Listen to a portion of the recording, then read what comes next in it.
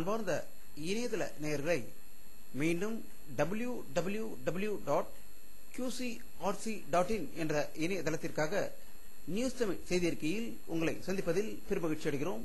இன்று 7 மே 2009க்கான முக்கிய செய்திகளை தற்போது பார்க்கலாம். ஈழ தமிழ் நாட்டிற்கு விஜயம் ஒன்றினை மேற்கொண்டுள்ள பிரிட்டன் நாடாளுமன்ற உறுப்பினர்களின் குழு வடபகுதியில் மோதல் நடக்கும் பகுதியில் சிக்கியுள்ள மக்களின் நிலைமை மிகவும் பயங்கரமாக உள்ளதாக கூறியுள்ளது. இதை உலகமே அதிர்ச்சி அடைந்திருப்பதாக தகவல்கள் வெளிவந்து கொண்டிருக்கிறது. நாமக்கல் மாவட்டத்தில் உள்ள தவுட்டிலிருந்து எண்ணெய் எடுக்கப்படும் ஒரு தொழிற்சாலையில் நேற்று இரவு ஏற்பட்ட பயங்கர தீ விபத்தில் 13 பேர் உயிர் இழந்ததாகவும் அதில் பீகாரை சேர்ந்தவர்களும் இலங்கை அகதிகளும் ஆகும் என்று செய்திகள் வெளிவந்து கொண்டிருக்கிறது. மேலும் பலருடைய உடலை காணவில்லை என்றும் நாமக்கல்லிலிருந்து செய்திகள் வெளிவந்து கொண்டிருக்கிறது. இந்திய தலைமை தேர்தல் அதிகாரி திரு நவீன் சால்வா அவர்கள் குடும்பத்துடன் டெல்லியில் ஓட்டளிப்பதில் சிக்கல் ஏற்பட்டு சிறிது நேரம் ஓட்டுச்சாவடியில் காத்து இருந்ததாகவும் அவருடைய பெயர் ஓட்டு லிஸ்டில் இல்லாததால் அதிர்ச்சி அடைந்ததாகவும் பின்னர் சிக்கல் சரி செய்யப்பட்டு ஓட்டளித்ததாக டெல்லியிலிருந்து செய்திகள் வெளிவந்து கொண்டிருக்கிறது. இந்திய பாராளுமன்ற 4ஆம் கட்ட தேர்தல் 8 மாநிலங்களில் உள்ள 85 தொகுதிகளில் இன்று நடைபெற்றது.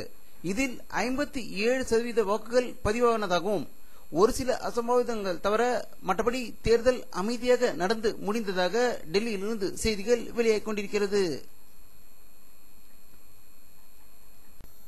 தற்போதைய உள்துறை அமைச்சர் ப சிதம்பரம் கலந்து கொண்ட கூட்டத்தில் ஈழ முழக்கத்தை எழுப்பியபடியே மேடையில் ஏற முயன்ற பத்திரிகையாளரை காங்கிரஸ் கட்சியினர் அடித்து உதைத்ததாகவும் அதை ப சிதம்பரம் வேடிக்கை பார்த்துக் கொண்டிருந்ததாகவும் போலீசார் உடனே வந்து அந்த பத்திரிகையாளரை காப்பாற்றியதாக ஒரு அதிர்ச்சி தகவல் காரைக்குடியிலிருந்து வந்து கொண்டிருக்கிறது.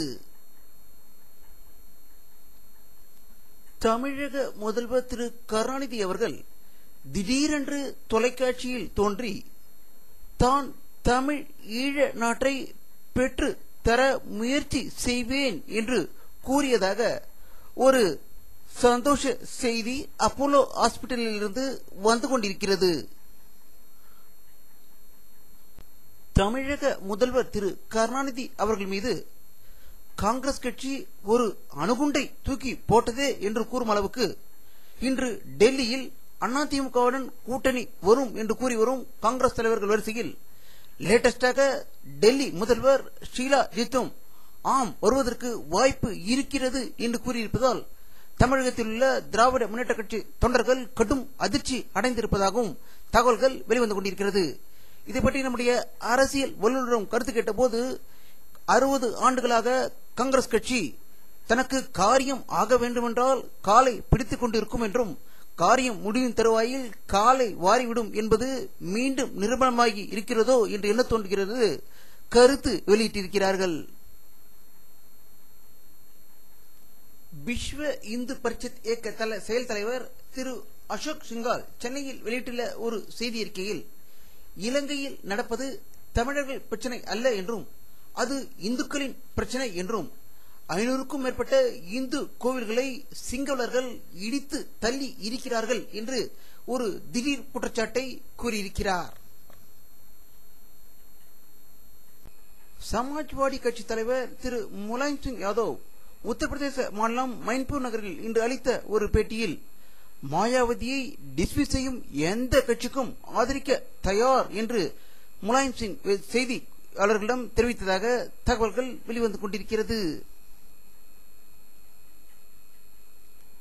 தேர்தலுக்கு பிந்தைய கூட்டணி ஆட்சி அமைக்க ஆதரவு கேட்டு பல கட்சிகளுடன் பேசி வருவதாக பாரதிய ஜனதா கட்சியின் தலைவர் திரு ராஜ்நாத் சிங் காசியாபாத்தில் செய்தியாளர்களிடம் தெரிவித்ததாக செய்திகள் வெளிவந்து கொண்டிருக்கிறது. அமெரிக்காவிலிருந்து பெங்களூருக்கு வந்த 2 சாப்ட்வேர் ஊழியர்களை சோதித்த போது அவர்களுக்கு பன்றிக் காய்ச்சல் இருப்பதற்கான அறிகுறிகள் தென்படுவதாகவும் அவர்களை மேலும் சோதனையிட்டு அதை உறுதிப்படுத்தப்படும் என்று பெங்களூரிலிருந்து செய்திகள் வெளியாகிக் கொண்டிருக்கிறது. அமெரிக்க அதிபர் திரு பாரக் ஒபாமா அவர்கள் பாகிஸ்தான் மற்றும் ஆப்கானிஸ்தான் அதிபர்களை சந்தித்து பேசிய போது பாகிஸ்தானில் ஜனநாயகத்தை வேரூன்ற செய்ய வேண்டும் என்று சூளுரைத்ததாக வாஷிங்டனிலிருந்து செய்திகள் வெளிவந்து கொண்டிருக்கிறது. சைனாவில் ஒரு ஆண்டுக்கு முன்பு ஏற்பட்ட பயங்கர பூகம்பத்தில் 5335 குழந்தைகள் உயிர் இழந்ததாகவும் மற்றும் காணவில்லை என்று ஒரு ஆண்டுக்கு பிறகு சீன அரசு ஒரு அதிர்ச்சி செய்தியை உலகுக்கு தெரிவித்திருக்கிறது. மைக்ரோசாப்ட் நிறுவன தலைவரும் உலக பணக்கார பட்டியலில் முதலிடத்தில் உள்ள பில்கேட்ஸ் அவர்கள் தன்னுடைய மனைவி பெயர் நடத்தும் ட்ரஸ்டில் மூலம் உலகில் உள்ள 32 நாடுகளில் இருந்து 90 பேருக்கு கல்விக்கு உதவி செய்வதற்காக தேர்ந்தெடுக்கப்பட்டதில் இந்தியாவை சேர்ந்த 6 பேர் தேர்ந்தெடுக்கப்பட்டதாகவும் இவர்கள் 2 ஆண்டு மேல் படிப்பு படிப்பதற்கான முழு செலவையும் பில்கேட்ஸ் அறக்கட்டளை ஏற்கும் என்று செய்திகள் வெளிவந்து கொண்டிருக்கிறது. பிரேசில் நாட்டில் திடீரென்று பெய்த பயங்கர மழையில் 30 பேர் உயிர் இழந்ததாகவும் மீட்பு பணியில் ராணுவத்தினரை அந்த அரசு ஈடுபடுத்தி இருப்பதாக பிரேசில் நாட்டிலிருந்து தகவல்கள் வெளிவந்து கொண்டிருக்கிறது. வானிலை அறிக்கை 7 மே 2009 பிற்பகல் 3 மணி எடுக்கப்பட்ட சேட்டலைட் புகைப்படத்தை தற்போது பார்த்துக் கொண்டிருக்கிறீர்கள். தமிழகத்தில் மேகமூட்டம் எதுவும் தெரியவில்லை. வெயிலின் தாக்கம் அதிகமாக இருந்ததாகவே தமிழகத்தில் உள்ள அனைத்து பகுதியிலிருந்தும் செய்திகள் வெளிவந்து கொண்டிருக்கிறது. இத்துடன் இந்த செய்தி அறிக்கை நிறைவடைகிறது. மீண்டும் நியூஸ் தமிழ் செய்தி அறிக்கையில் உங்களை சந்திக்கும் வரை உங்களிடமிருந்து விடை பெறுவது உங்கள் கே பாலாஜி. நன்றி.